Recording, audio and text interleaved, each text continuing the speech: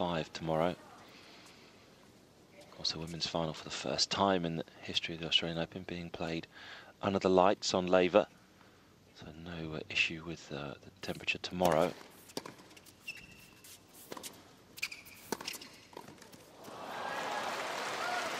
Williams the favourite for you in that? Yeah. Yeah, I hope Safina will get rid of the nerves that she had the last time she got the final, and play a really good match, but not convinced.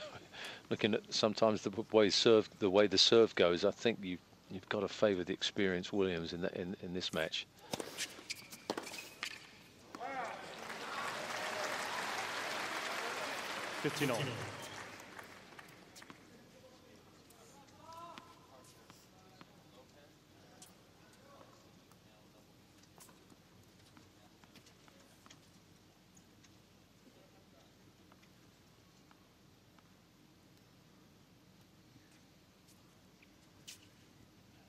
Maybe just a bug, a moth, just being tidied up and into the bin.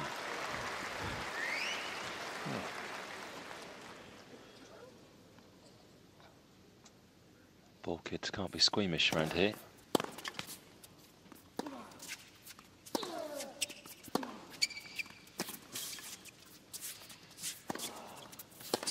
Oh, Nadal picked it. This held his ground.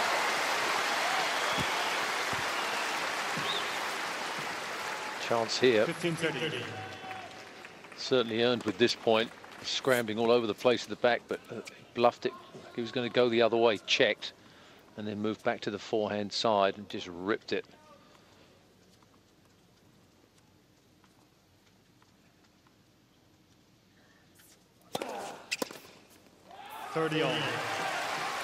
Has done that well today when he's been down a point. He's invariably come up with a big serve. 74% both players. Remarkable serving.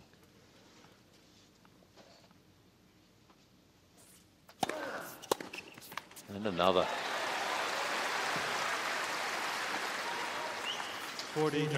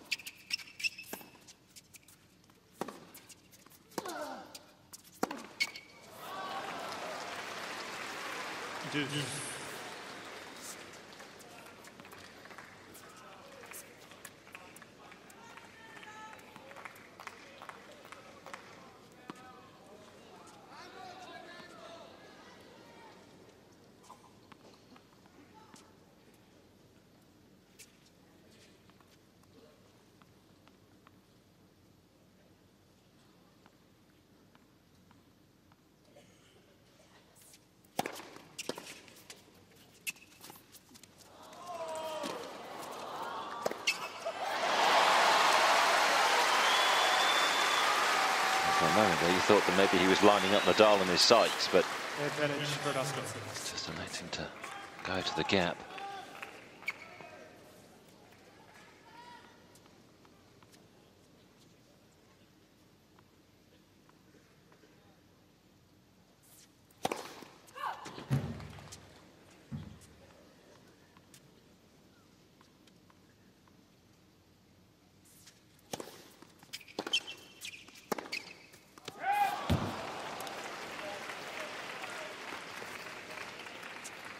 As we've mentioned, Verdasco won the Davis Cup for Spain in Argentina at the end of last year.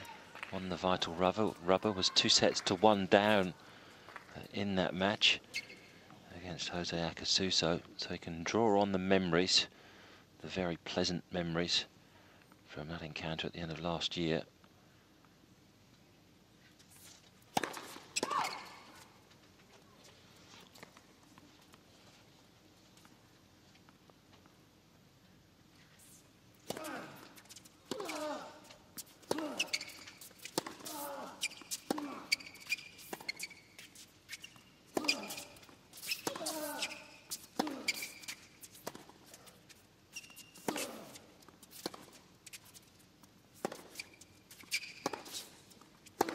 Oh, yes.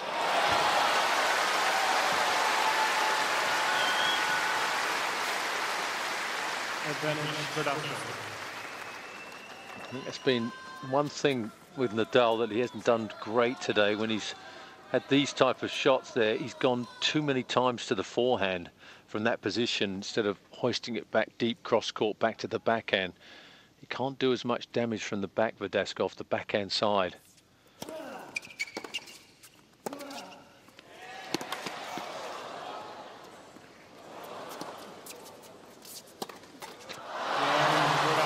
We don't often see Nadal do that, having scrambled his way back into the point.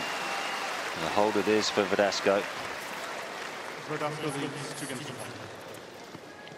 Well, he's hanging in there. It does definitely look more weary. No, has he got the trainer on? Yeah. Just the change, huh? Just the change. He's saying just the changeover. Not really a medical timeout, maybe just feeling a bit tight in the left calf by the looks of it. Yep. It's perfectly legal just to get a bit of a massage. It's wrong though, I think. No, it looks like the shin more than anything, by the way the thumbs are going in. You think this is wrong? Yeah, I do.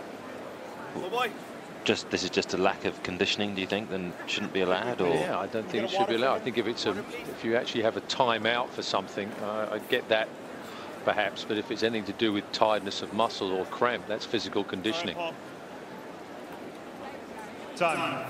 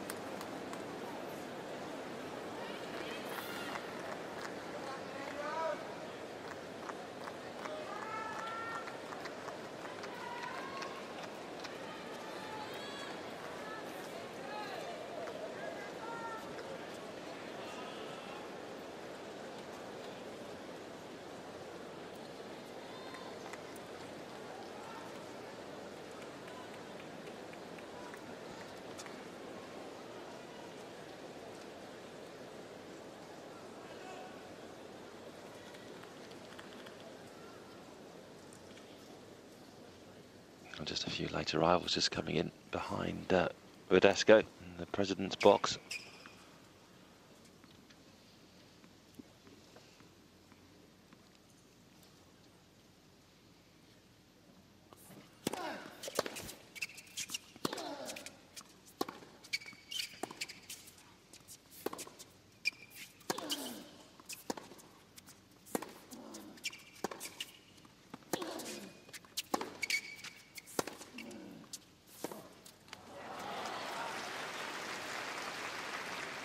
$15.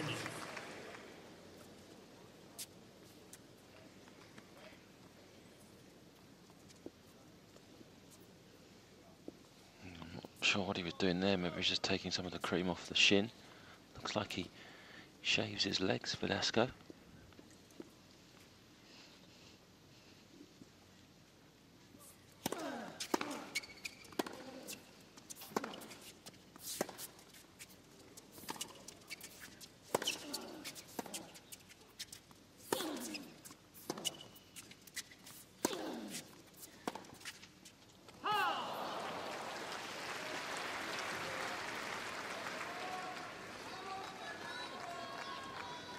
$30. Well,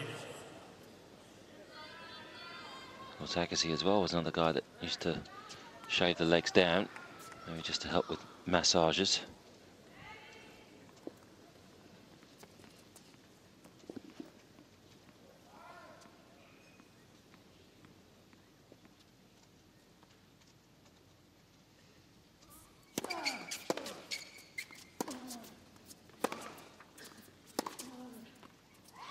Uh-oh, that didn't look good. Didn't put much of an effort into that one.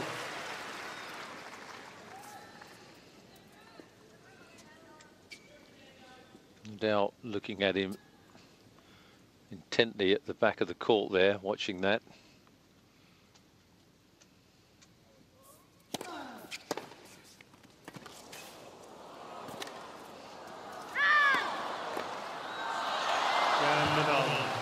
The only thing is, Nadal will not fall for that, because this happened at Queen's Club a couple of years ago when he, you know, he was writhing on the ground and had trainers out there and cramped this, and then he would suddenly just sprint and hit winners, and Nadal would look over the net as if, you know, who are you kidding? So I don't think that for 1 second Nadal will think that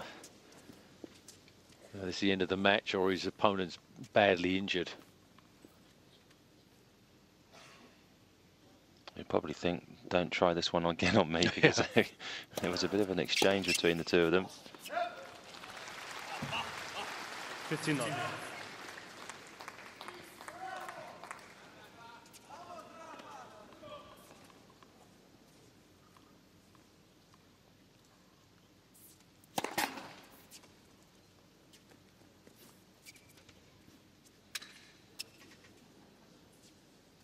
No need to pick that bug up.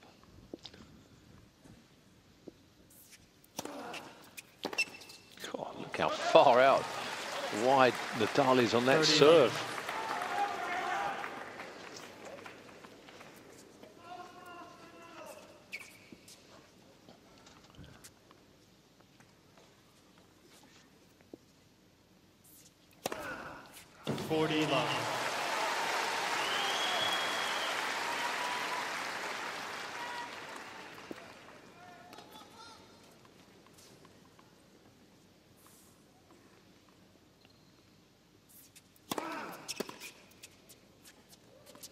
Again, verdasco.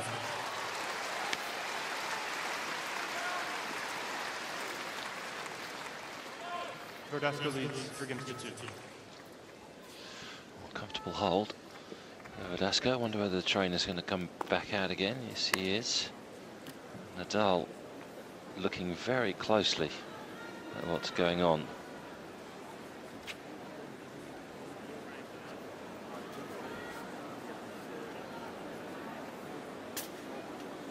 Like a, it was pointing to the front bar. That's like a shin splint, isn't it? Yep, yeah, side of the shin.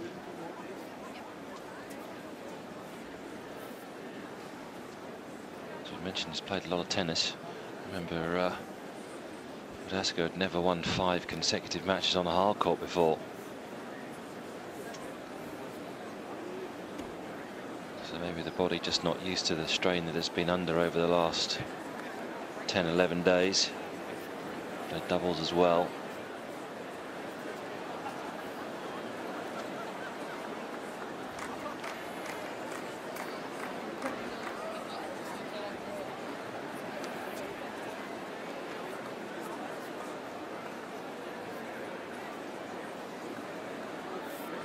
Time.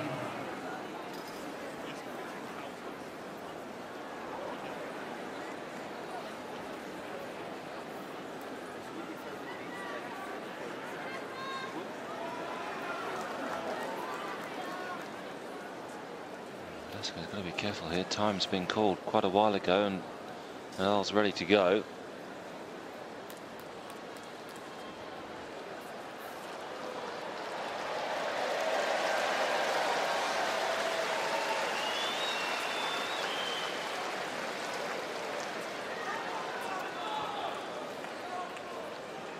So no breaks of serve.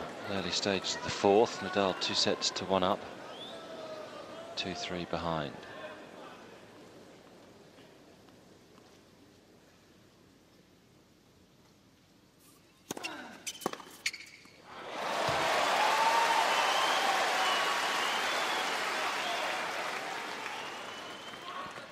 Not a great serve there, Nadal. Direction right into the hitting zone area for Verdasco, not into the body enough.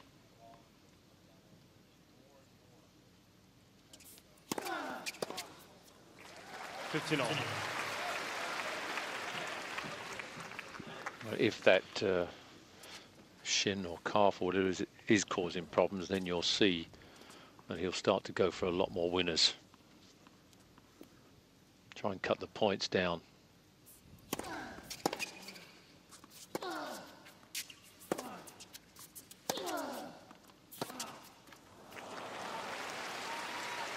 $30-15.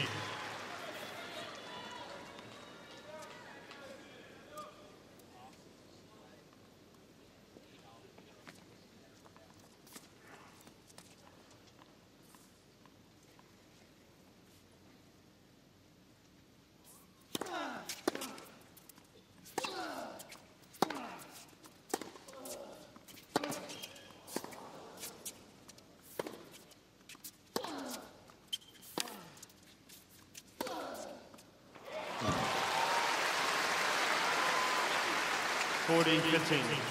Almost saying now he's playing on one leg. This is good news for Nadal. Every time he looks down the other end of the court, his man is wincing in a bit of pain and gesticulating to his corner.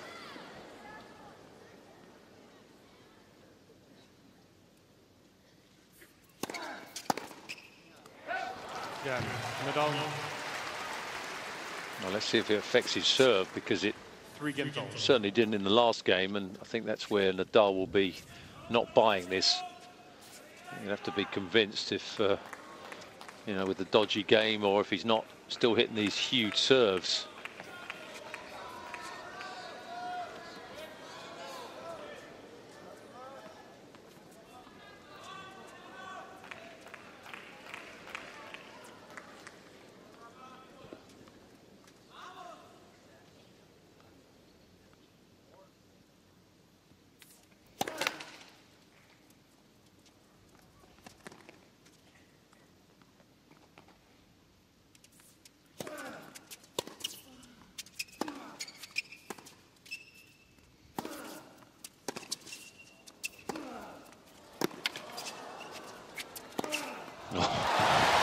Moved reasonably well there. Right there, didn't he? Yeah, that's where you just, I don't know. 15 love. Well, this is what Nadal didn't like at Queen's, Exactly. wasn't it? That treatment and sometimes not running for balls and showing that he's in pain, and comes up with a point like that.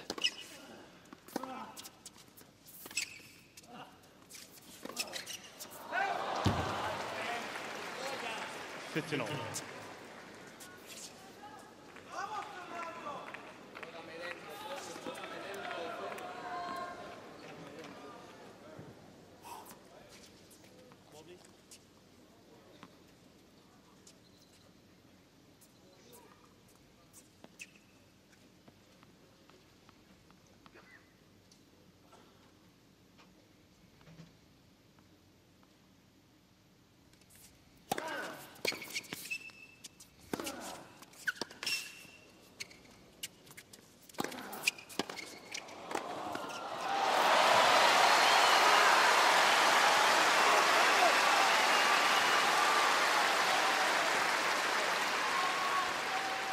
$30-15.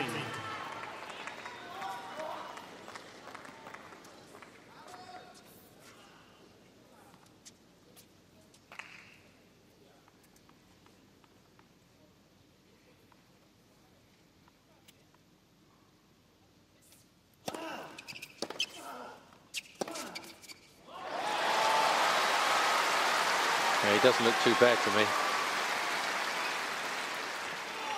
40-15. Going for a bit more, do you think? I think he's certainly taking outrageous risks. And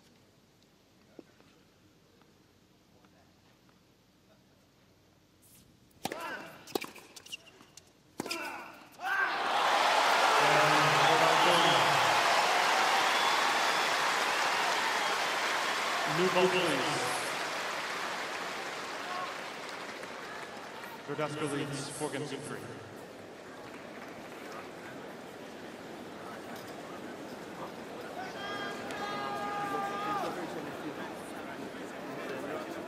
No, it's okay. If I feel worse, I think. Verdasco is having a chat with the trainer and saying if he feels any worse, and he might take a tablet or two maybe, but I think he's okay now. And certainly the forehand was in fine fettle, wasn't it? Makes you feel a lot better when you hit that 3 winners at Mark 5 overhead, where you had to chase back like he's a rabbit. Tilly could still go 5 this one. It still could, there's no question. Well, I mean, Rafa's only got to hit a couple of short serves, and Verdasco can hit winners anywhere, and then we're in the 5th set basically. So anyway, there's no way that Nadal is buying this argument that he's got his opponent wounded or whatever. I don't think he buys it for 1 second. No. Maybe for Verdasco, serving at the start of a set would be a slight advantage if he gets to the latter stages he had here, because he can flash a couple and really start to worry Nadal.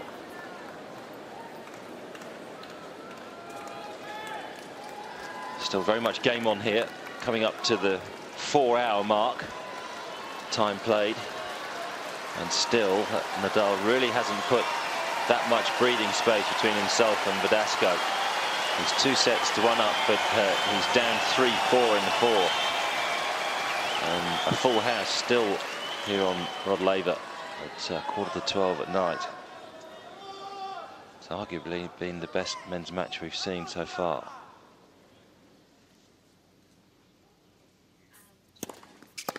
$15.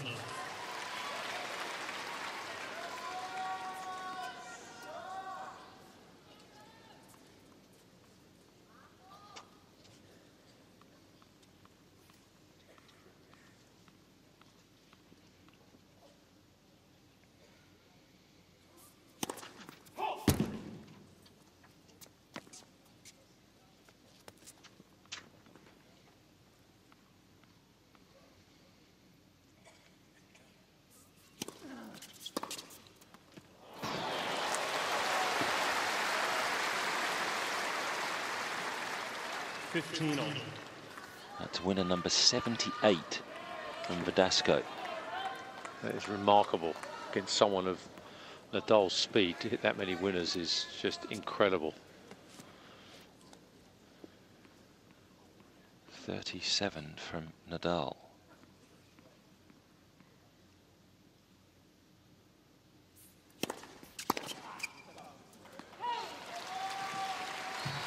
$30-15.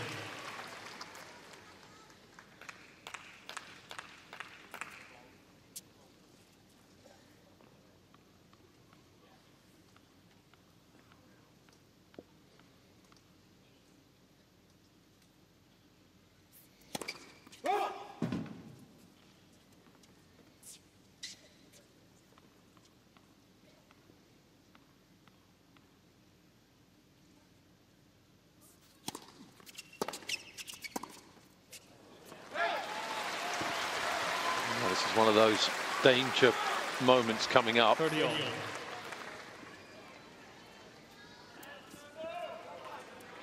Verdasco could get hot here. He's certainly capable of that. Nadal knows that. He's got to try and be very accurate with his serve and not give Verdasco a chance to swing and go for broke.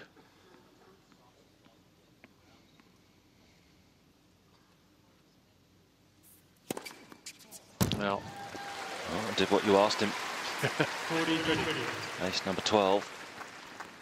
Couldn't have been placed any better, this first serve from Nadal.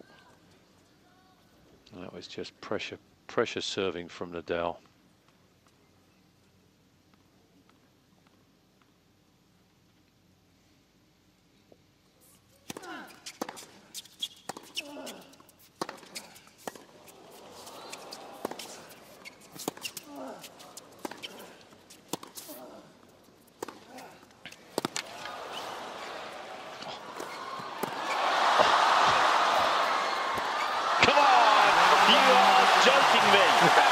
Ridiculous. The whole crowd. How did he win that rally? That was just mind-boggling. That's got to be the best point. I think we've already said that once. that has to be the best. If that's not the best of the championship, I'll be shocked. It's a standing ovation for 1 point. There's hundreds, if not thousands, of people on their feet after that rally. Good heavens. No reaction from Nadal. Regulation. Dear me. That would make anybody's play of the day. Nadal fell over halfway through that rally as well. Look at that. I'm not sure what Nadal's doing here. He's just going to get a new set of strings. I was going to say, hopefully he didn't change the racket after hitting that point. That was extraordinary. Oh, what a treat this crowd is getting tonight.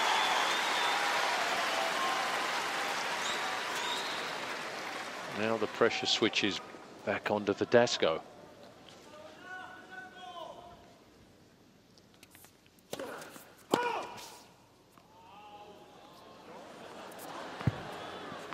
Long. Certainly positive about that.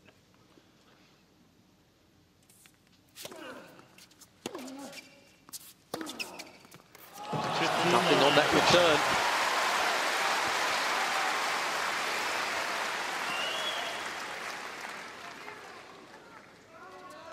Now this forehand, Verdasco, after this tournament, it's got to be in the top 5 in the world in terms of damage and consistency, what it can do.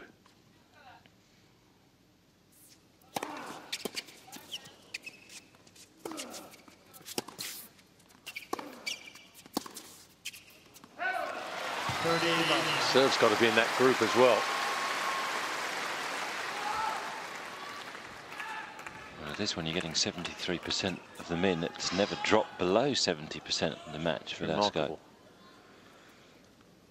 Seems to have forgotten about his calf or shin or whatever it was.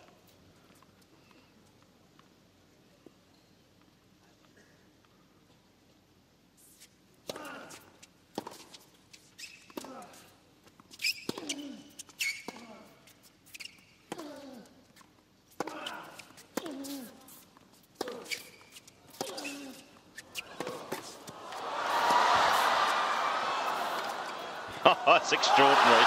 That went in. Truly extraordinary. I thought he really hit it. I thought that was going to miss. Backspin, drop shot, angle.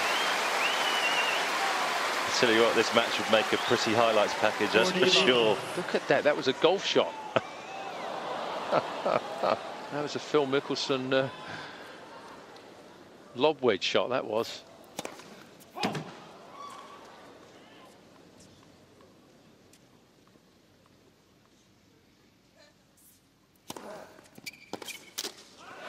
Oh, what a game.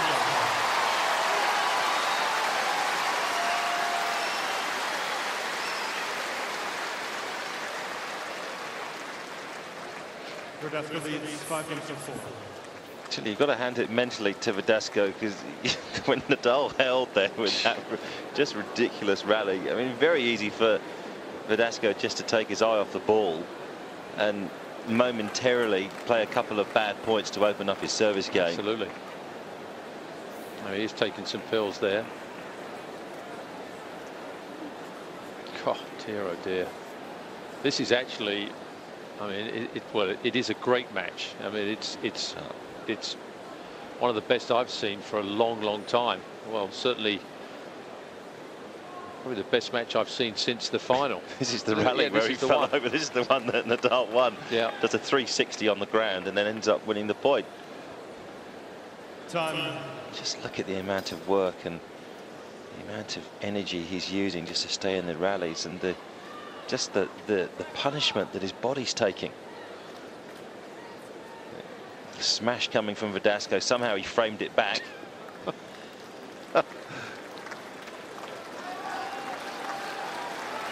Amazing. Truly a great athlete, Rafael Nadal. In fact, both of these men tonight have so far provided this Rod Laver crowd with something quite special, and there could well be more to come. Verdasco's up on his toes and bouncing around like a prize fighter at the other end. He's ready to go. Is this the best you've seen since the finals at Wimbledon last year? Yep. Yeah, it is for me.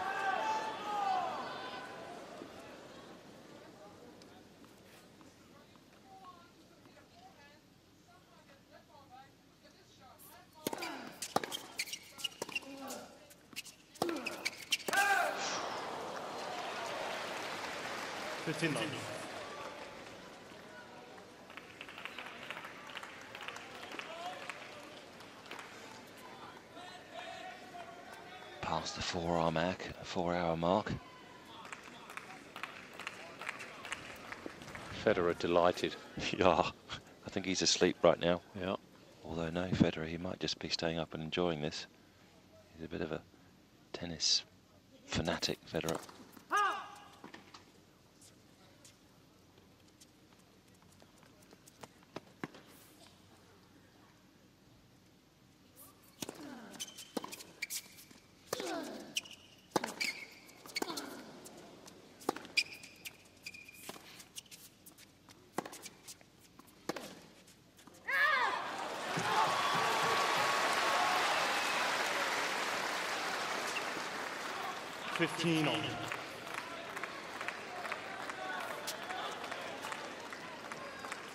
Is he chewing gum now?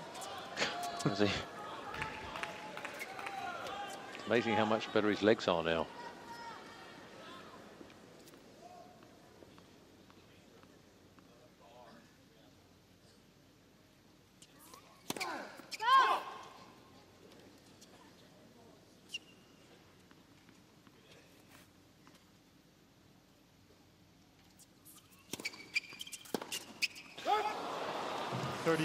Took it on. Yeah, he's made that a few times, well, a lot more than a few times today on that second serve. Clocked it down the line, but that one just got up a little bit too high.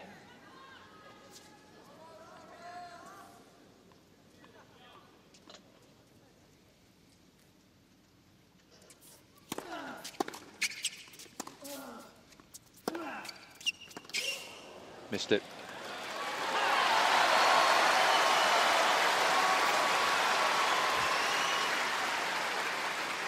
Verdasco 2 points away from leveling this one up. And again, just dangerous moments for Nadal, because This man can crack a couple of winners, and the crowd knows it as well. so does his camp.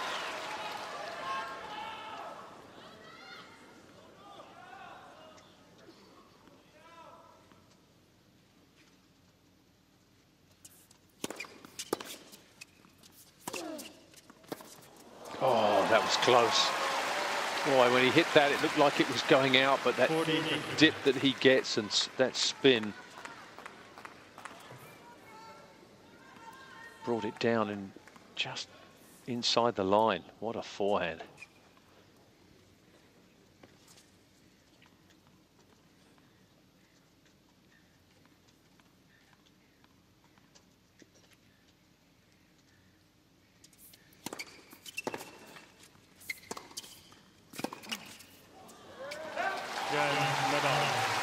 Nadal stands firm. Once more, we're edging to a tie-break. No breaks of serve, though, in this fourth. 4 breaks of serve in the third. Both men fully aware that they can break each other's serve.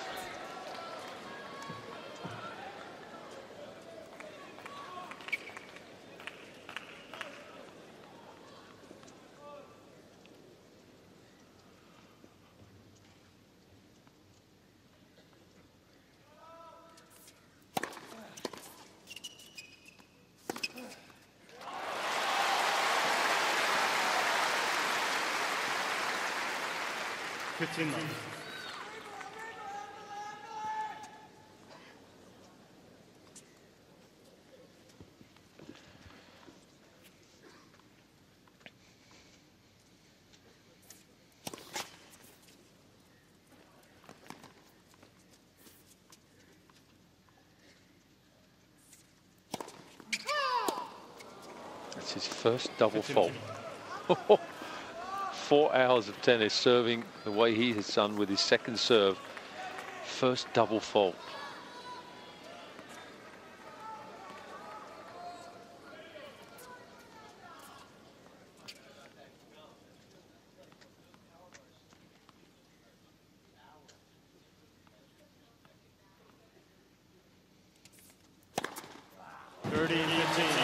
Well, that's what he's been doing the whole night.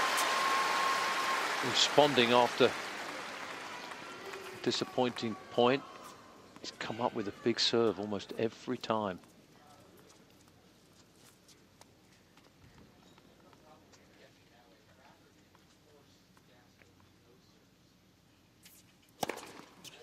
A couple of monstrous serves. That's number 17.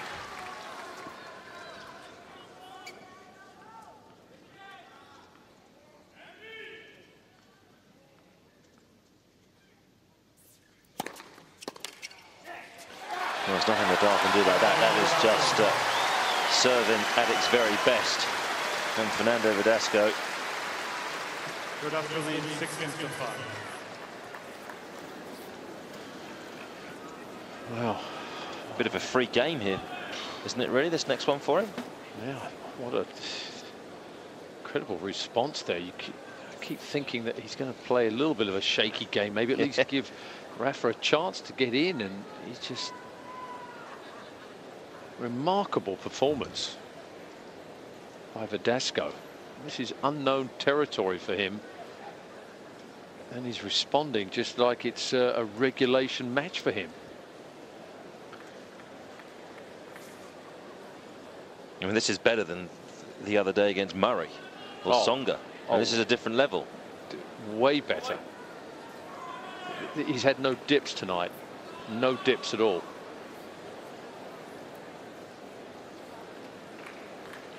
Well, he's having a constant picnic the last couple of changes of end. Verdasco, he's chewed on an energy bar. Now he's pretty much polished off an apple. Got a few bananas there as well. Just needs a glass of wine to finish off the evening. Instead, I'll go for the blackcurrant juice by the looks of it. And cranberry juice. So again, Nadal will have to just stand firm on the baseline, hold his serve here to take us into a breakup. And the crowd giving Verdasco quite a reception here. They would dearly love to see this go 5, as I think we would as well.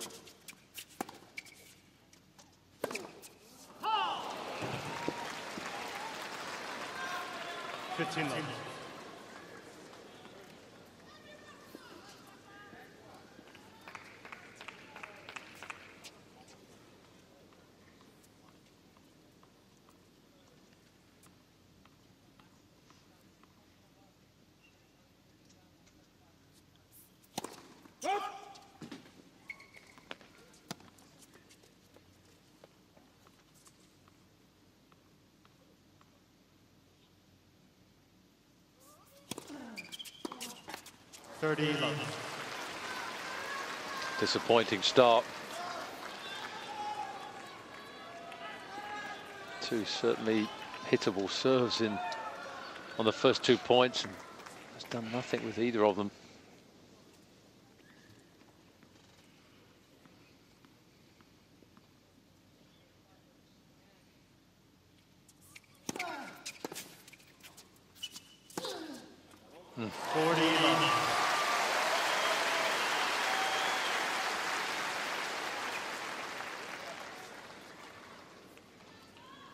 Just feel there's got to be some drama in this tiebreaker if Nadal holds his serve from 40 love.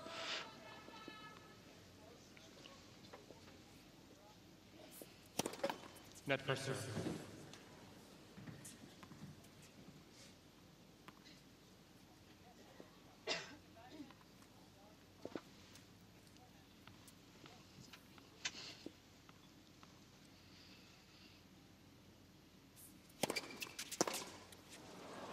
Tiebreak it is.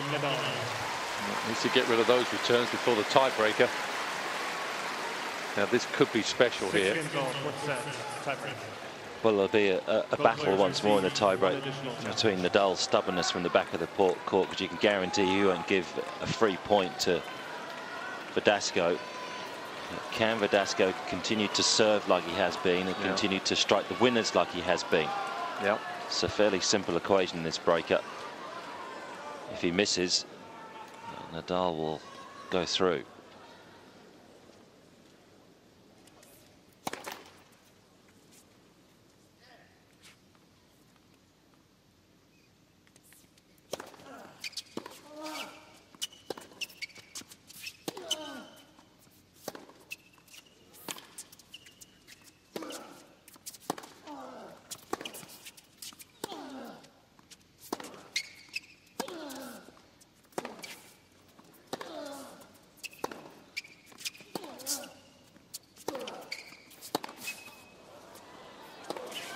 Oh.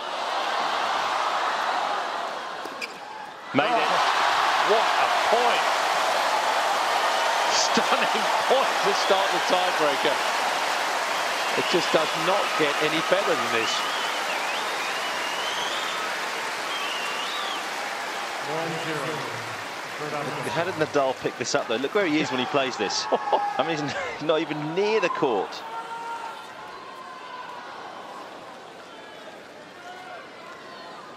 An example of the type of play Verdasco is going to have to come up with if he's going to win this breaker.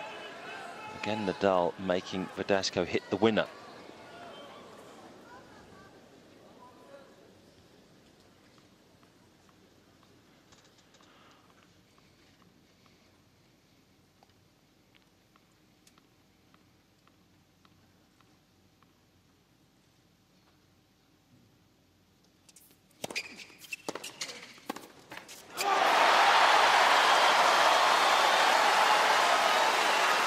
First mini break goes to Verdasco.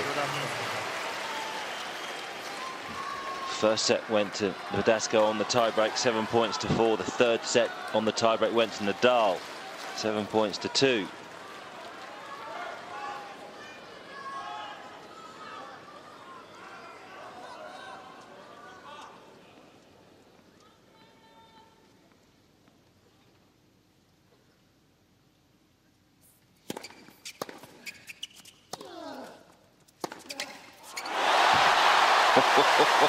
Well, it's just quite astounding, the shot-making ability of this man.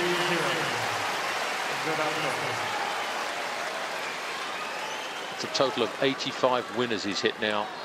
I mean, these are not easy shots, but he's hitting them.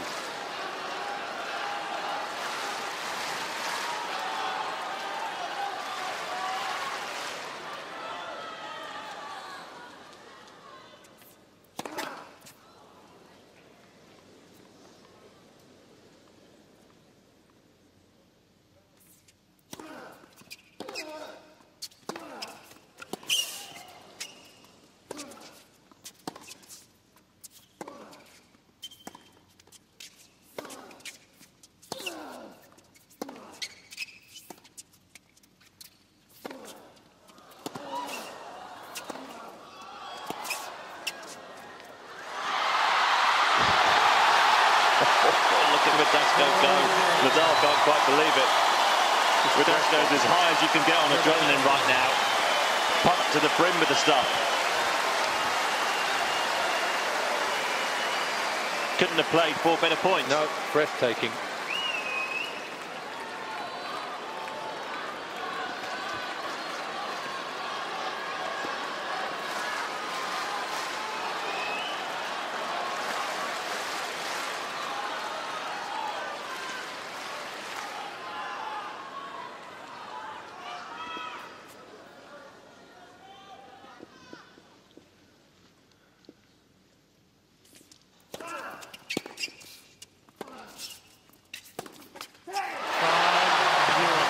looks very much like we're going to go to a 5th and deciding set.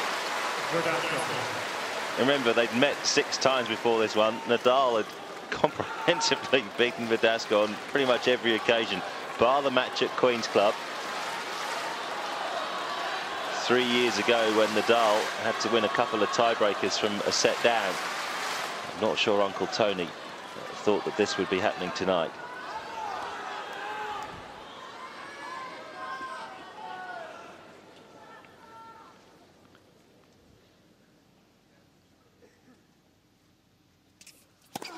Net for serve.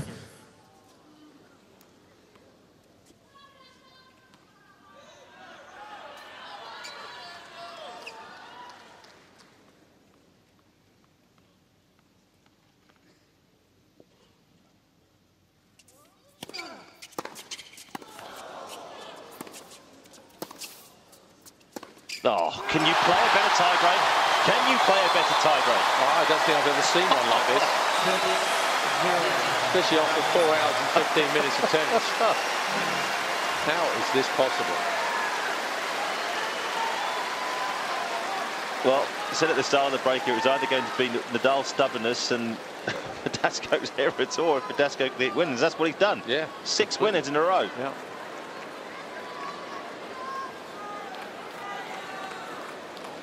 Doesn't look tired anymore either.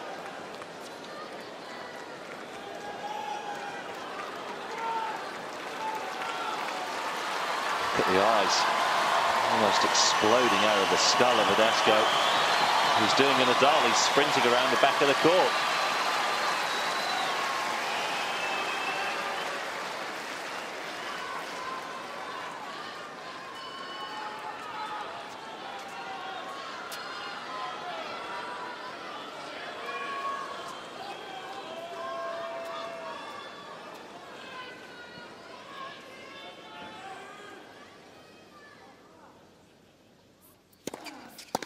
Oh, that would have been a step too far. 6-1.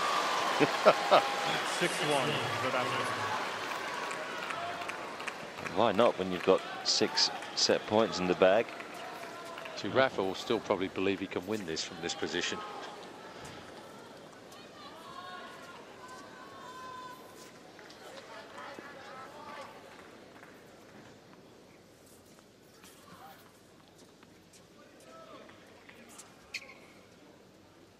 We'll go for a big serve here. Wouldn't think of anything else from him. We will go the distance. Who would have thought at the start of this match that Fernando Verdasco would be at 2 sets apiece with the world #1? Truly remarkable. Oh, I'll take a deep breath. There's more to come. Well, this is a classic. This is a classic.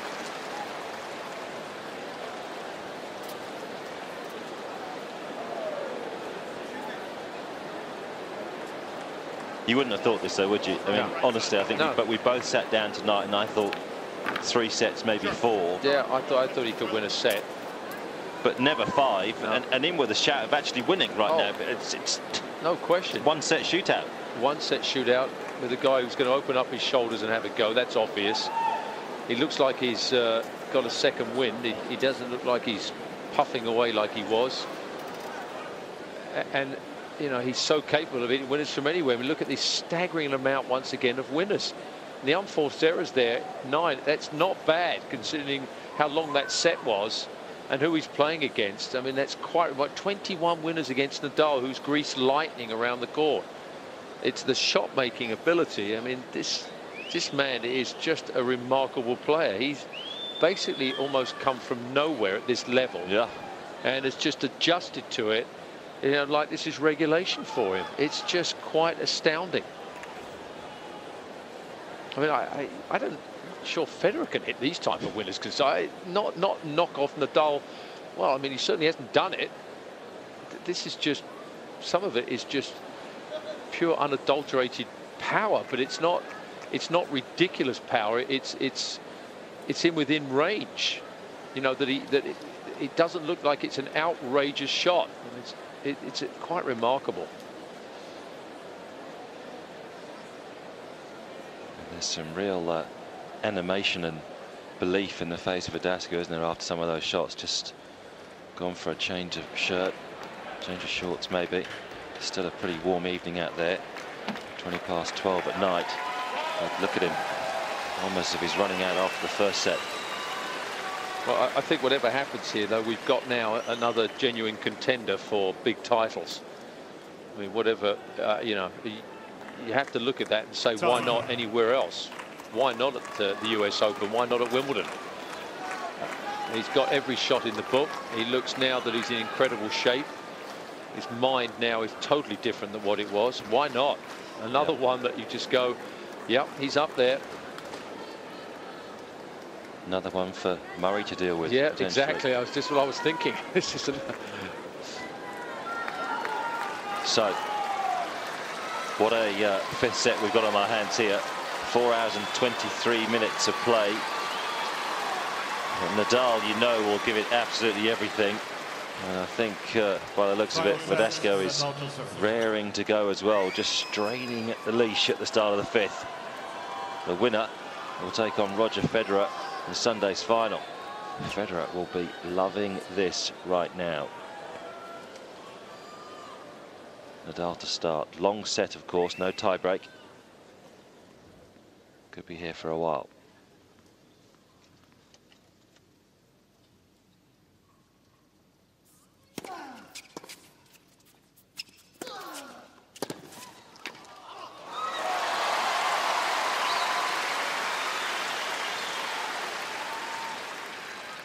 $15.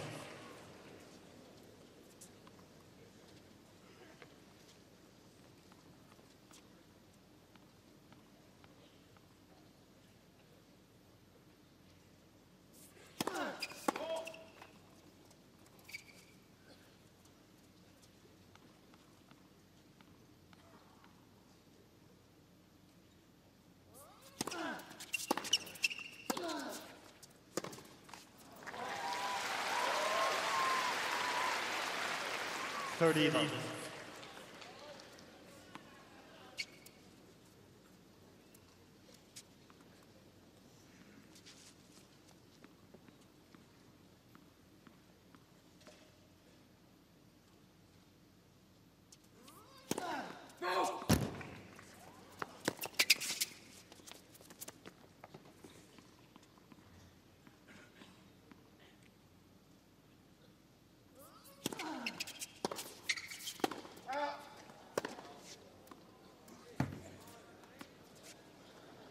$40. We haven't had a challenge for about 4 sets, or 3 sets, should I say. In a long time. Yeah, it's been played in good spirit, hasn't it, between these two? They're both accepting the other one's judgment of where the ball was in or out.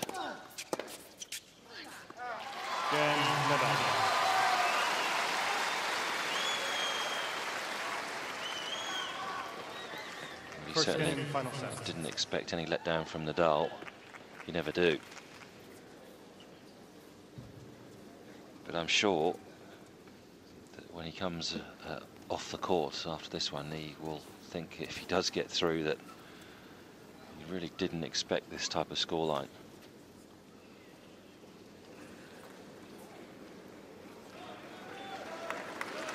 I'm just trying to think if I've seen anybody in a Grand Slam that's sort of bullied Nadal around as much as this man has. I can't think of anybody. Federer's done it for a set. Yeah, but for 5. But not for 5, no. Can't think of it. No. No. Absolutely not. And not with this amount of winners going up against him. I'd be surprised if anybody's hit this many.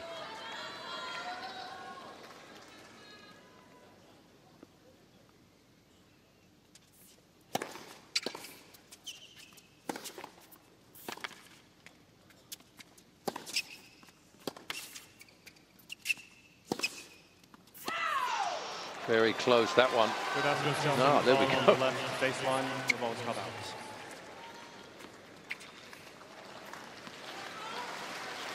This was close.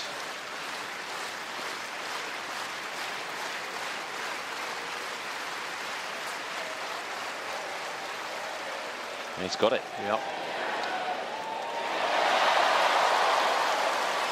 So replay the point. Replay the points.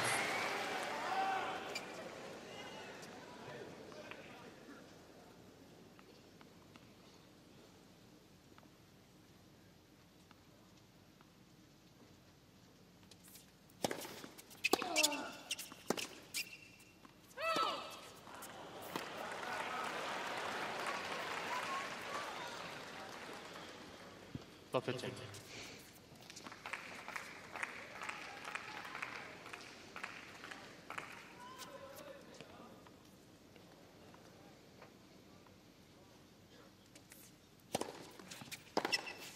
Oh, Love 30. it's a pretty winner from there. Well outside the court from Nadal. And, early chances here for maybe Nadal to get the first strike on the board. Love 30.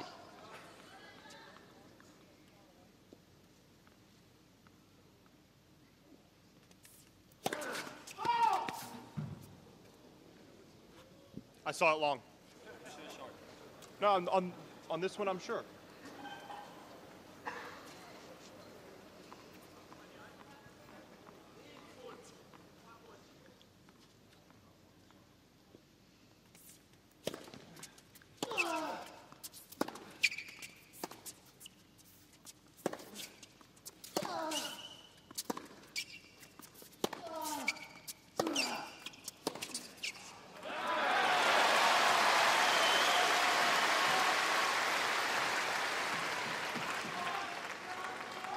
$15.30.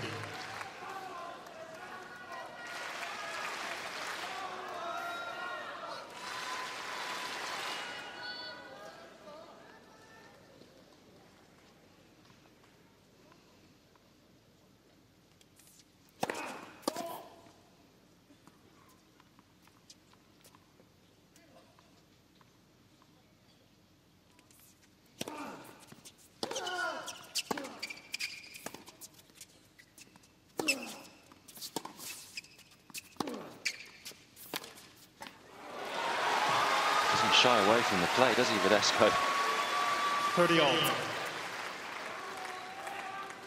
There's no thought of compromise in any of his shots.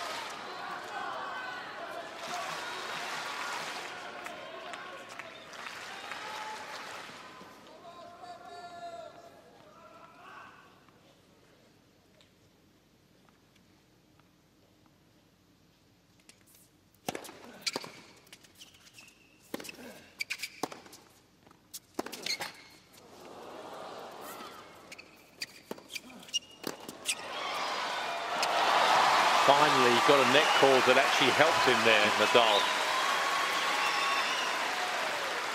30-40. Been unlucky with the net calls, but that one actually helped him. Slowed up Verdasco's shot, gave him good chance to come in to the net. Took advantage of it. Break point.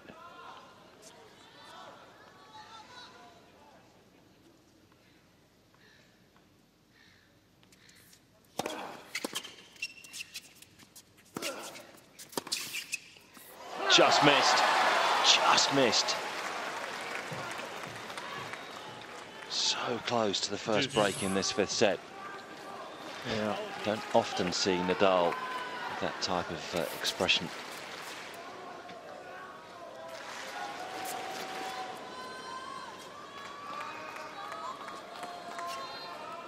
He knew it was close.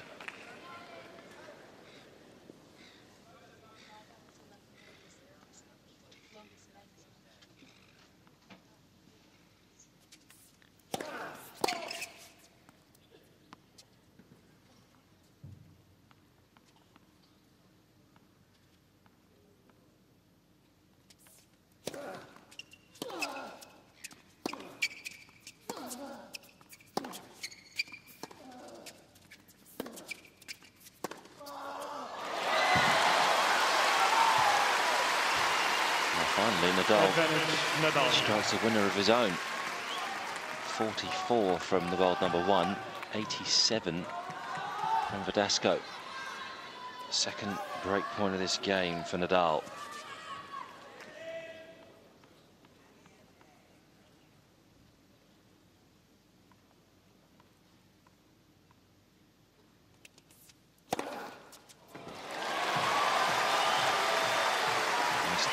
from Verdasco.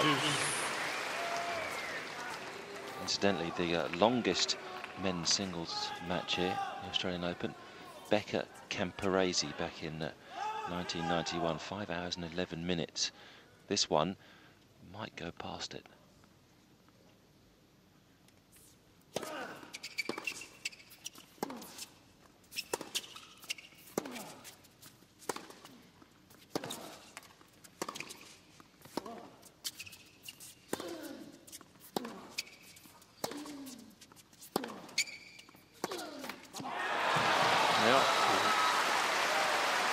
Stood up to the pressure there. Verdasco on the back foot for most of that rally, but even when Nadal went for the power shots, he was able just to hit them straight back at him.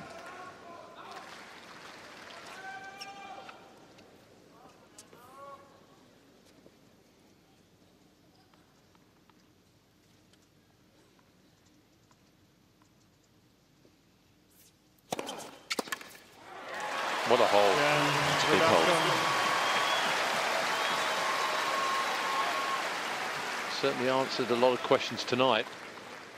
One game. Well, he's certainly made me a believer. Yeah. In the way that he's playing, and the confidence and the increased mental strength, physical shape. This is not the Verdasco I've been watching the last 4 years or so. No, he's just a totally changed man. Yeah.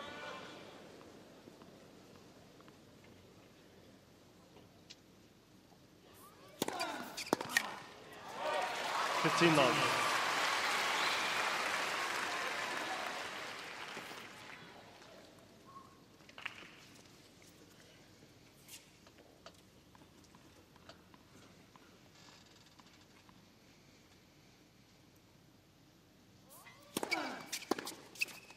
$30.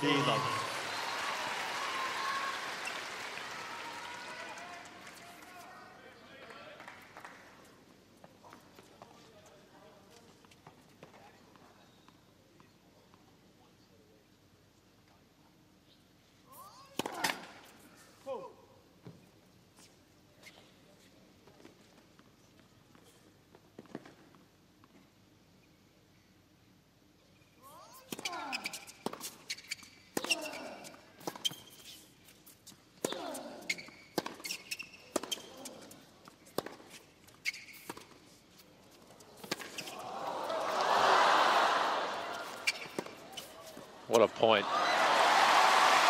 What a slice backhand that was from Nadal.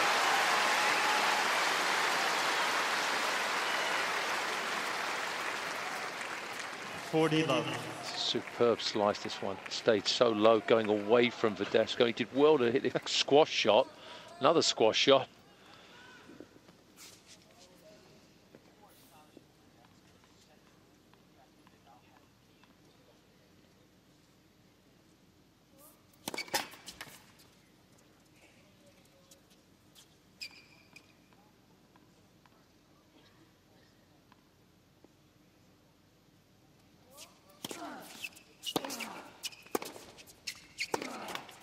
Yeah, Nadal.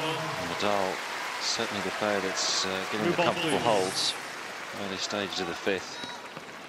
You've got to think about powers of recovery for either of these men come Sunday, haven't you? To face Federer over 5 sets? Well, you would have to believe that Nadal, if he wins this match, it would not be the greatest thing in terms of recovery, but he's done this sort of thing before. If Verdasco wins, you would think the advantage goes big time to Federer, simply because he's not been in the position to play these amount of matches at this level, and Nadal's been doing that for the last 3 years, where he's played 4 5-set matches and had, you know, not that much time to recover. So I think it would depend on who wins it to where the advantage would go. If it's Nadal, I think it's not that much, because his powers of recovery are just immense. Yeah. Nadal coming into this match against Verdasco had only twice gone past the 2-hour mark on his route through. Once against Tommy Haas and then against Gilles Simon in the quarterfinals, whereas Verdasco's had a 3-hour match plus against Murray, and then another close to the 3-hour match against Tsonga, and now more than likely a 5-hour match against Nadal. And what, 3 doubles matches? And 3 doubles matches. Yeah. That's rough. That's a fair amount of tennis to pack into going into a Grand Slam final potentially. When you're not used to it. Yeah. When you're not used to playing that type of tennis. I just wonder, and we're early days yet because it's still at right beginning of the set, but just in the next couple of games, if Verdasco holds on, it gets around the sort of business end of the, will he start thinking how close he is to a Grand Slam final? At the moment, we haven't shown any indication of that. He's just opening up his shoulders and having fun out here. At some stage, though, it may click into his head. Of course, we'll have that men's final for you Sunday morning, BBC 2, 8:30. Live from the Rod Laver Arena. Federer against either Verdasco or Nadal.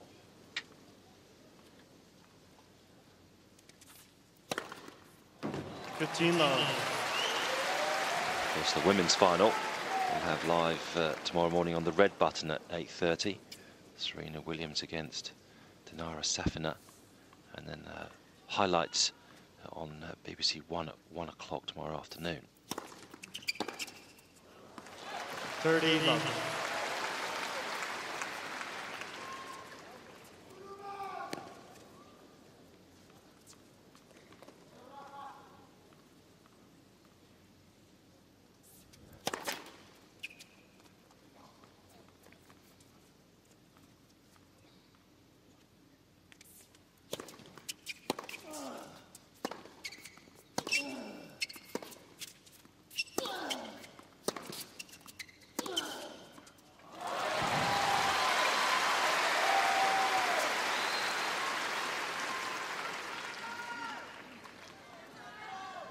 $30-15.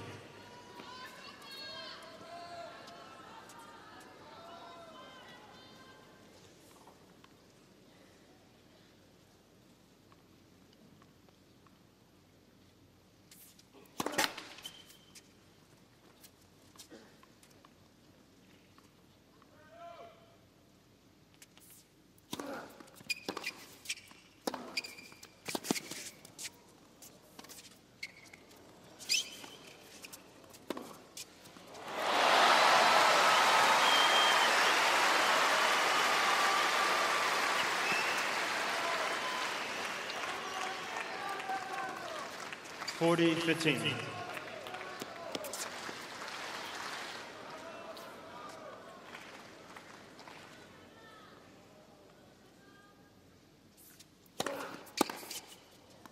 Good. Verdasco. It's a comfortable hold this time for Verdasco. 2 Gensel. Nobody to make a move in the early stage of this final set. Full house remains, no surprise.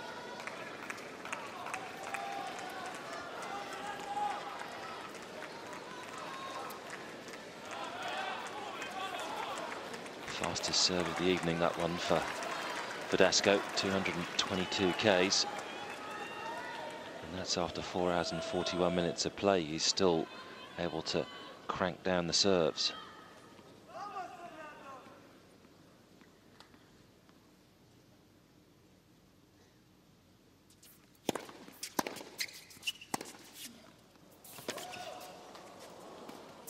That's pretty.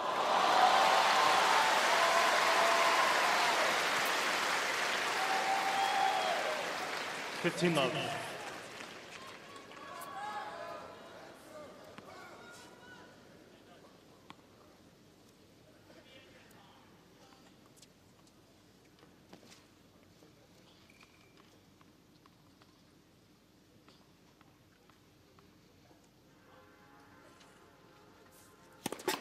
Net first serve.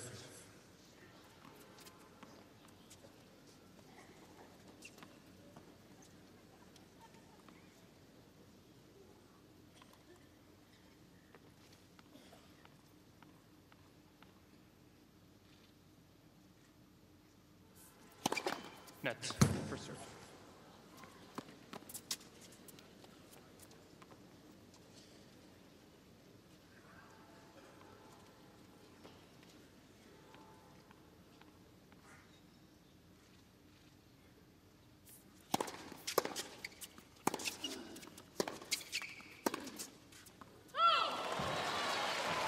Nadal straight to Nadal the is challenge. challenging the call on the left near sideline. The ball was called out. Verdasco pointing his finger in the air to show that he thought it was wide. This will be close though, I think. Remember, Nadal does tend to make the ball dip at the very last moment with some heavy topspin. That's a good call. 15-all. Nadal has 2 challenges remaining.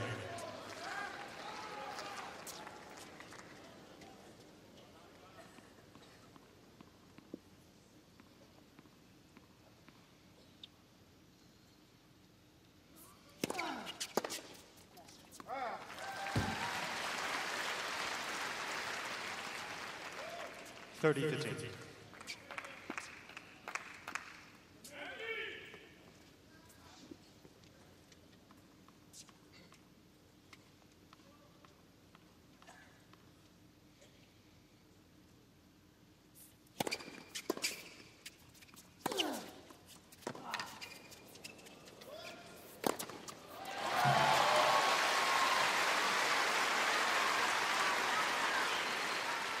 (40-15).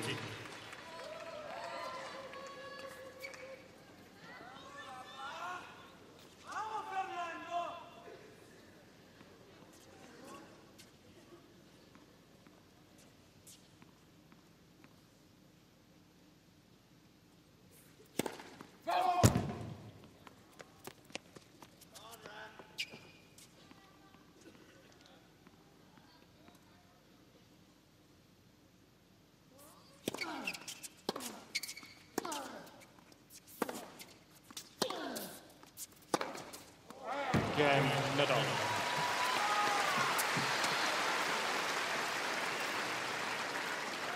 Nadal leads 3-2.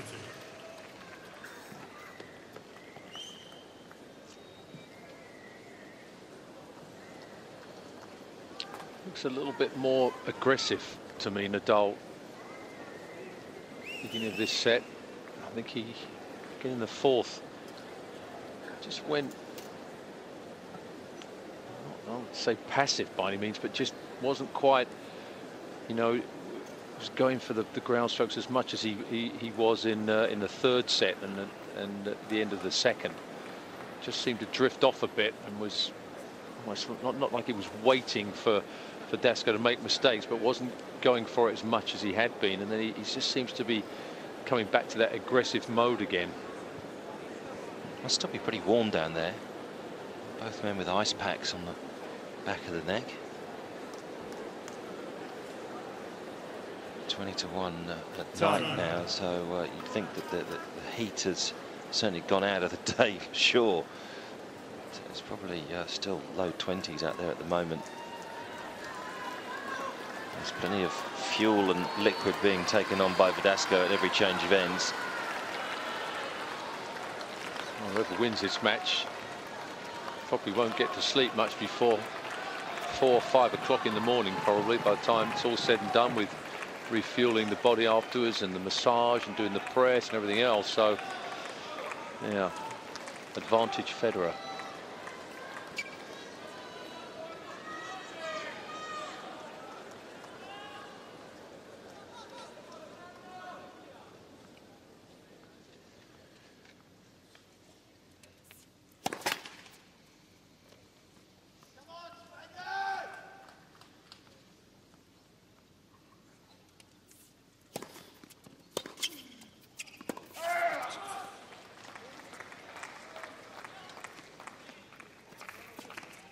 (15-love).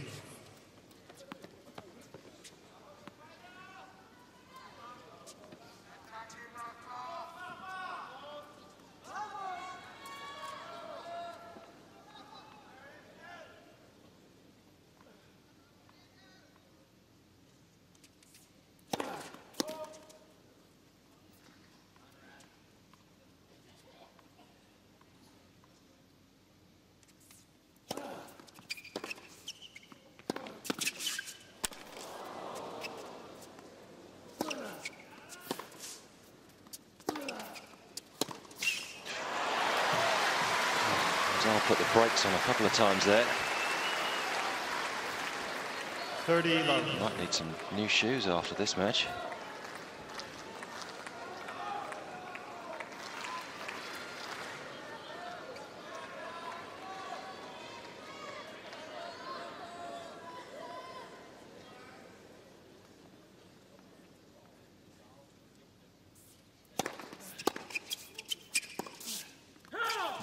big return. 30-15. Giving Verdasco much time on that one. That ball came back at him very quickly.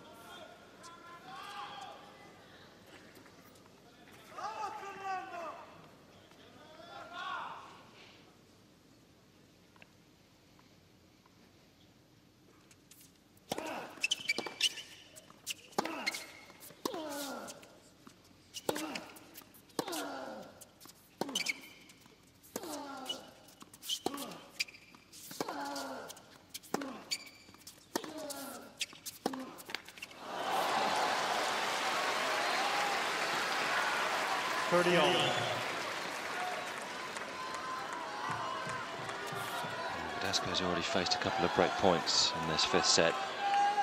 Nadal just pressing once more.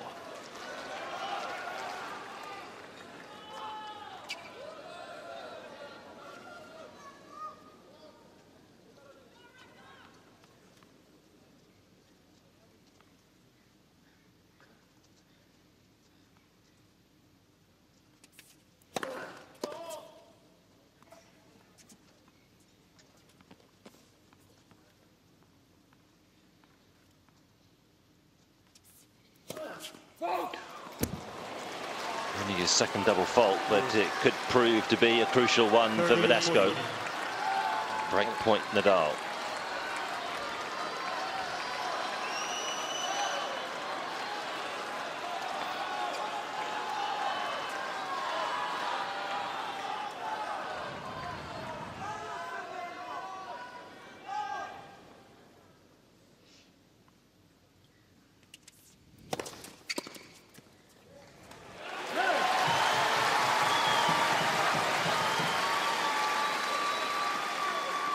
It's been clockwork, that big serve when he's been down to break point.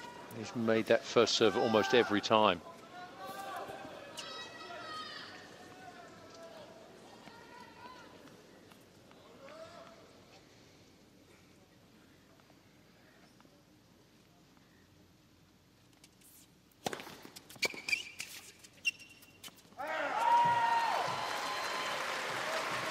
Advantage Verdasco.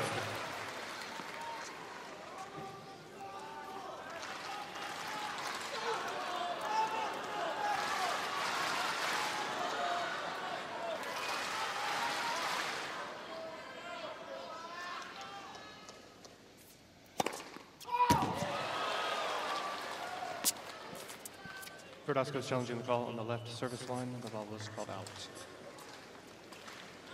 Well, Nadal felt that the call was correct. Once more, though, we look up to the big screens to see what Hawkeye has to say. Good call. Second set. Verdasco has 2 challenges.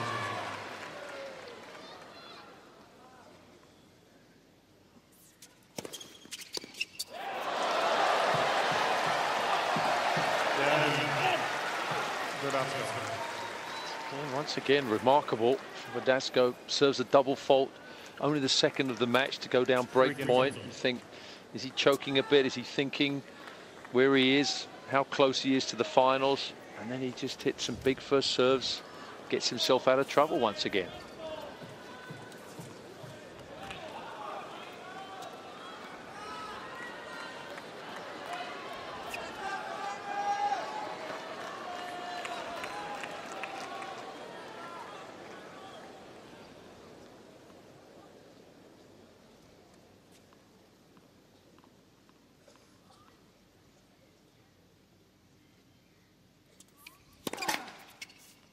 Net first serve.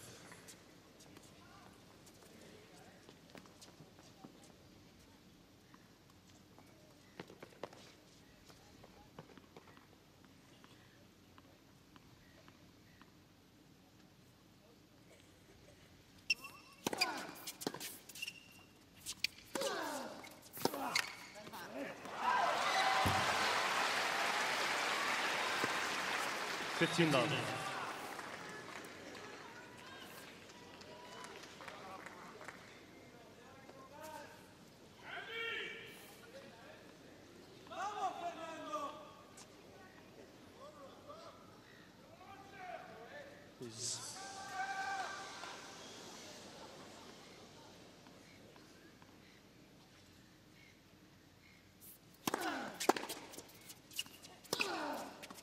Two big serves to start the game off from Nadal. Very impressive. Verdasco feels the serve was long, but if he felt it was long, then stop the point. He's tried that twice tonight, and both times he's been wrong on the call.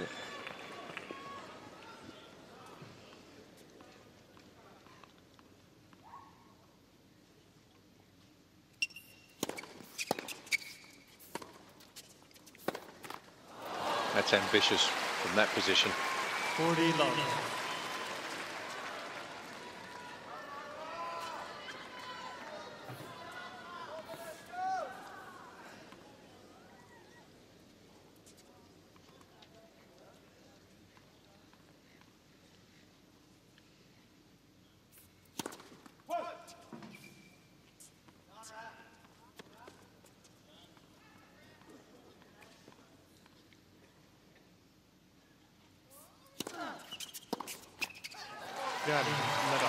Well, certainly Nadal is having the better of the service holds. Nadal leads 4 games to 3. Well, nothing better than you like in a 5th set. It's getting pretty close and you have an easy hold. Don't have to get rid of any of your energy. Just store it up and just get ready to focus on the break. So far, Nadal being the better player in this set, even though he's not up a break. He's looked more impressive. You do look at this, and I mean, I'd ask the question: is it fair that the men's semi-finals are split? Should they not be played on the same day? When a particular Federer played yesterday, he's had 2 days to recover. Come Sunday, and Nadal or Verdasco will face him having had just a day's break. Well, not really is the answer to that, but it happens that when you think of it, the US Open, you have the Super Saturday, and you have one 5-set match goes on early, and inevitably you get the second one goes on late. It's just it happens, and it's not ideal by any means. Yeah.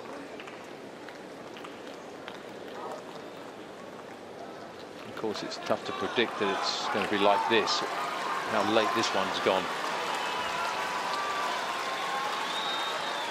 Getting close to getting past the record for the time for a 5-set match here now. Yep.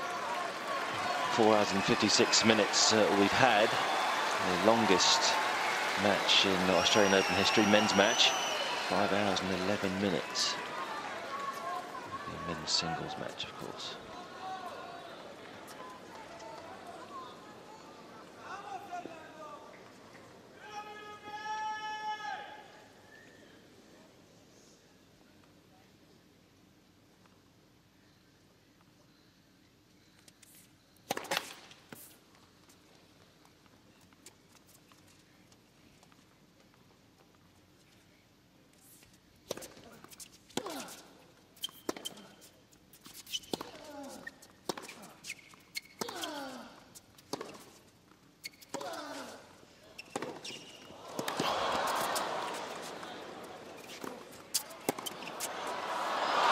Brilliant. How he counter punches with the forehand, Verdasco, when it looks like he's out of the court, and then he just, this one here, and just puts himself right in the best position again with a huge forehand. He's done it so often tonight.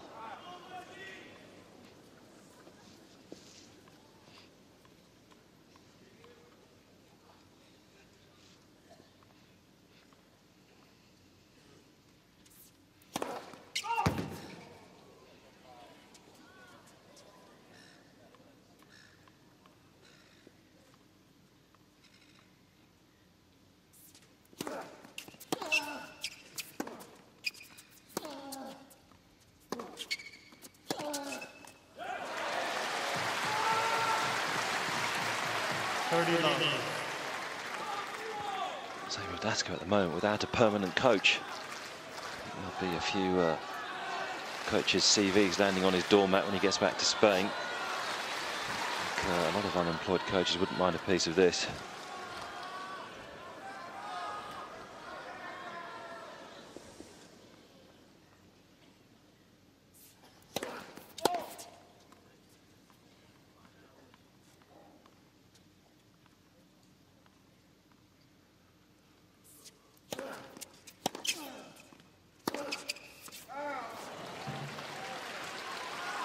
30-15.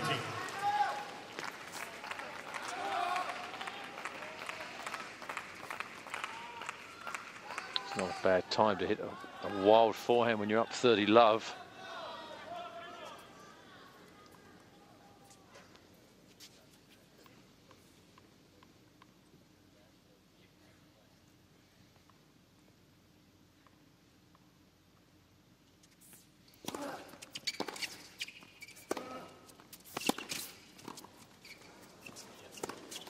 Yeah, just popped up a little bit too much off the volley. Yep.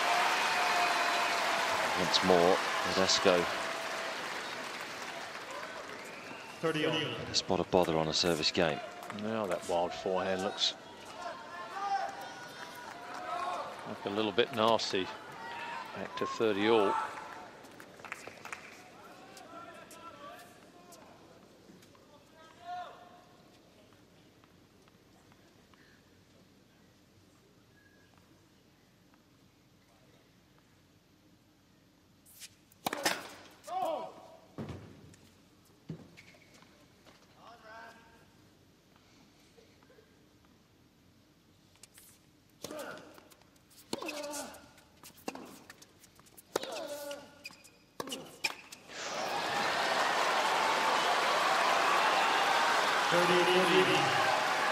Two break points Verdasco faced in the second game, another one in the sixth game, and another one here in the eighth game.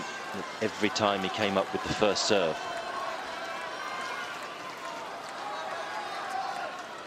Most of them had gone down the tee.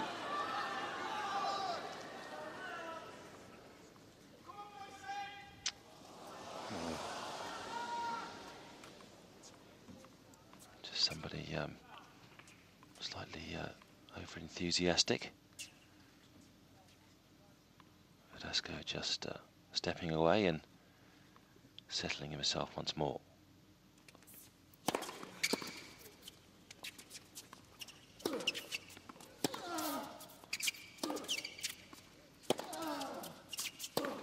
Made it.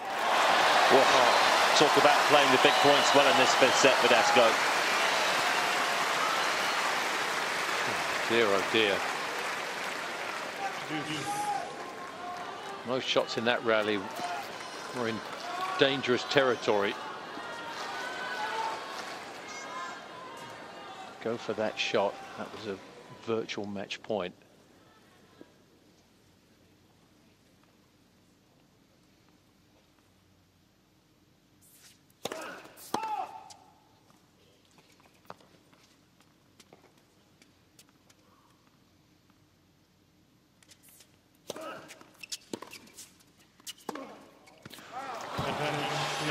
It's wild.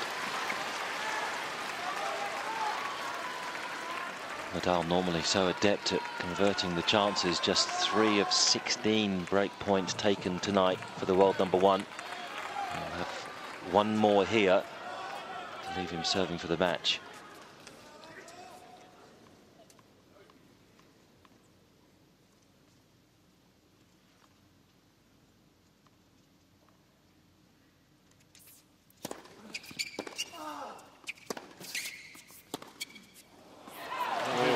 Unusual forehand miss from Nadal.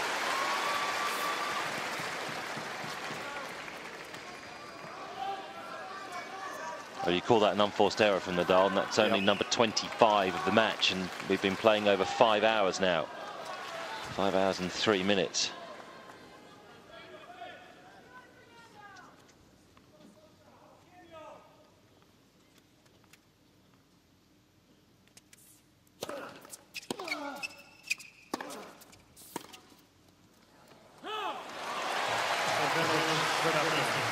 Even that slice backhand was not a good error from Nadal. It normally makes you play one more shot.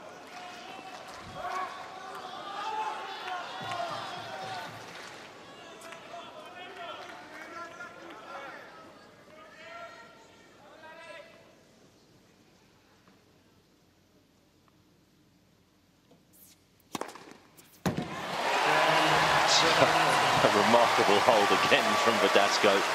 2 break points in there, and still he holds and remains level with Nadal.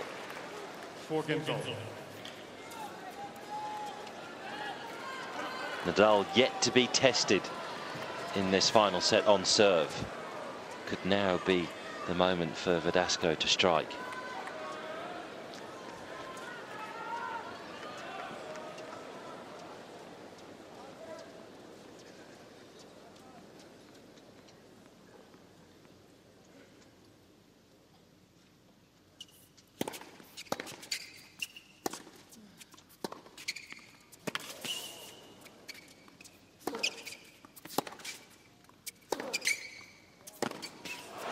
That'll help, and it'll certainly start to get Verdasco's adrenaline flowing once again, and we saw what he's capable of in that 4th set tiebreak. When the adrenaline starts to pump through the veins of Verdasco, he can fire off winners left, right and centre.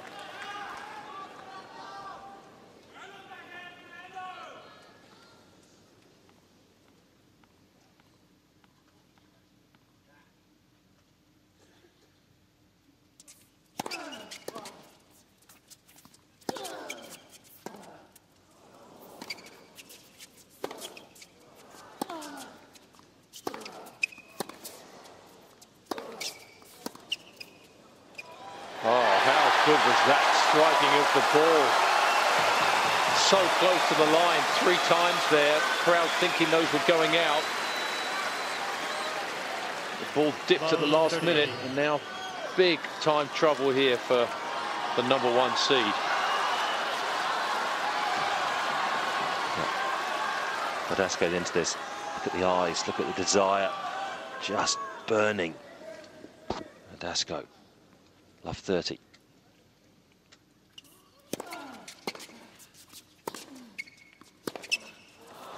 15 seconds.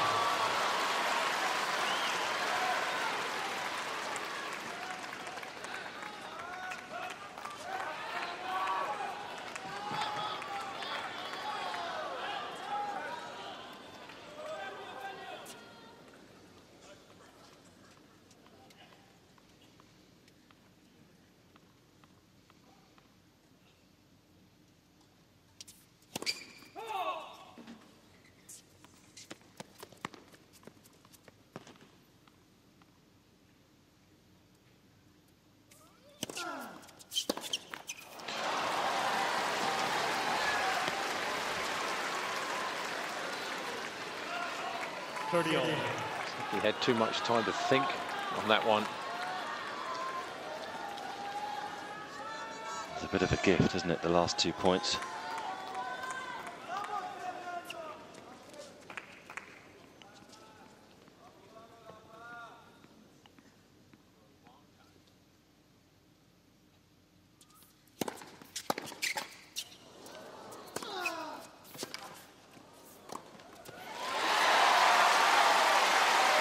It's a help on the net call from Nadal. 40-30.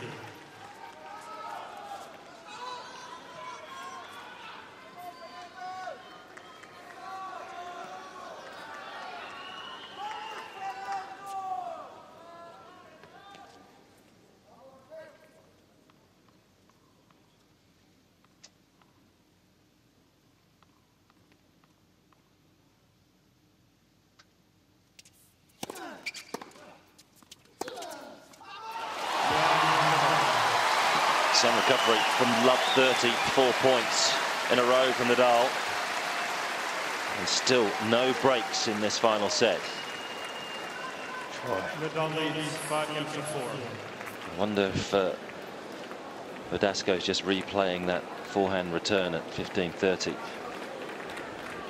Just looked for a fraction of a second there that Nadal was just almost doubting himself a little bit. Love 30, and then Verdasco really just handed back 2 points without doing anything. He had certainly had chances. Second serve at 15-30 and just dumped a forehand.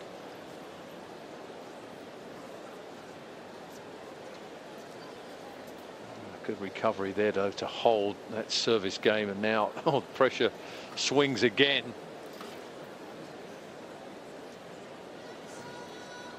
What a match. What a match.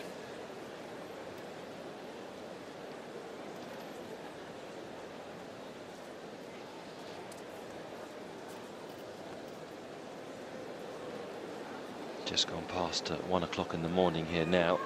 Time. And nobody's really left their seats at all. It's been scintillating, enthralling tennis of the very highest order. Still could have a long way to go. One slip though from Verdasco in the next couple of minutes and it'll be all over.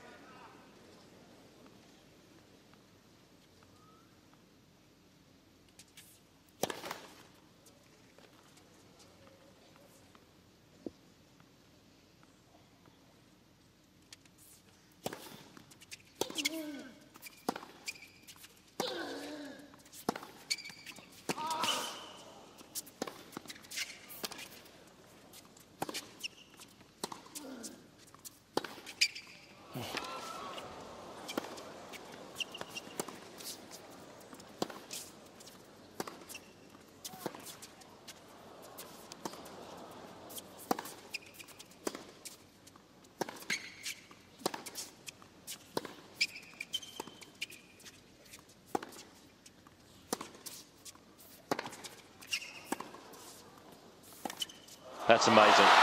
Truly amazing after 5 hours and 11 minutes of play that they can produce a point like that. How can they take it that? out? This match will now go down in the history books of the Australian Open as the longest men's singles match. It'll go past the Becca Camporese match back in 1991. How much, though, has that rally taken out of Verdasco? Couldn't be any closer.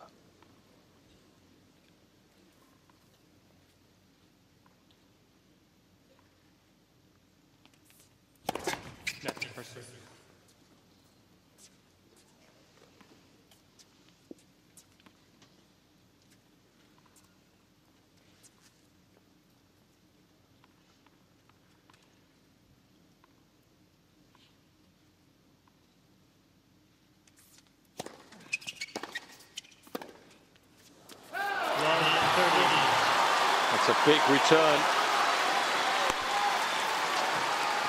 Surely he can't get out of this one. If he's going to, he'll need to find the serves once more. Verdasco. Chants of Rafa just ringing round this stadium.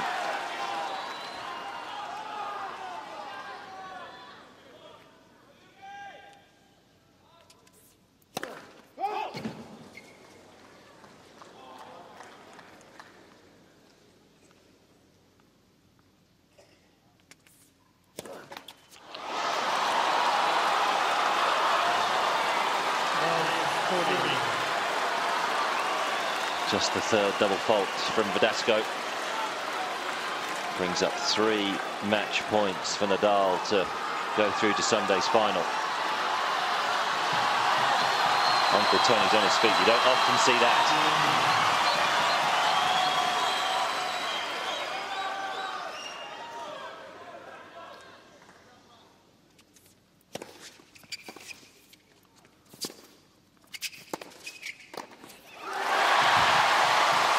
Surely Verdasco can't come back from here. I thought Nadal was going to get this one. He had enough time. He lined up that backhand.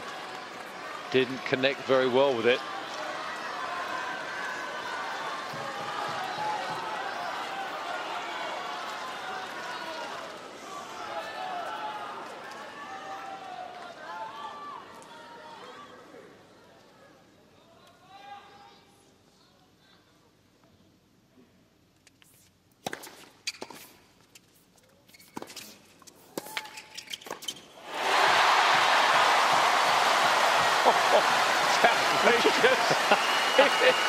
Would you really elect to play a drive volley at match point down? 4-5 in the 5th, and his mind's saying, take this out of the air and drive it.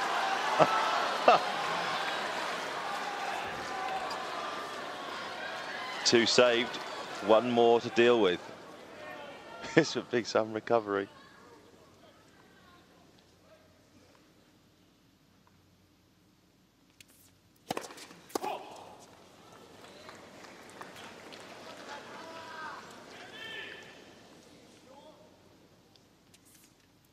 Oh, no, what a shame.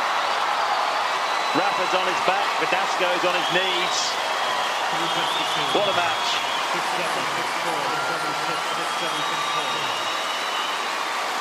Such a shame for it to finish on a double fault.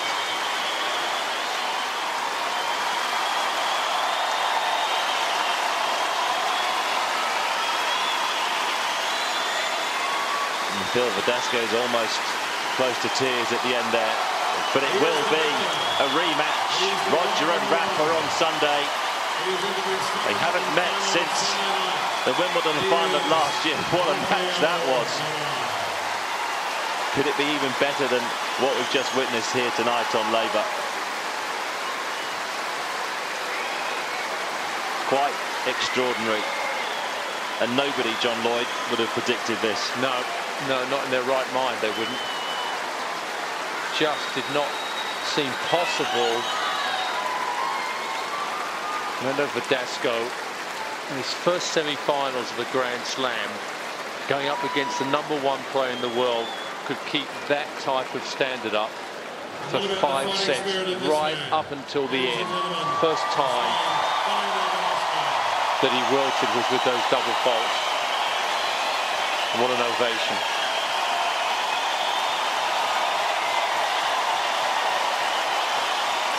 Standing ovation, as it should be. The 15,000 people here tonight have witnessed something special. They've witnessed a little piece of Australian Open history. The longest ever men's singles match, 5 hours and 14 minutes it went for. And every minute was an absolute beauty. There were times in that match, a lot of times, where actually Verdasco had as much. The shot making was right up there with Federer. Yeah. I don't think I've never seen anybody hit that many winners against Nadal, and at times made Nadal look ordinary. It was quite extraordinary. What a transformation in Fernando Verdasco in about 4 or 5 months. He's gone from being a flashy, talented player, but basically, and also ran really at the highest level. Never thought of him playing this type of match, and now has gone to where he's going to be a genuine contender for Grand Slams for the next few years. Yeah, unbelievable. And for Rafa, well, we just expect that, but what a performance by him to come back. Unbelievable, and just the guts. He was at times outplayed in this match, but never lost his belief, and that's why he's the #1 in the world.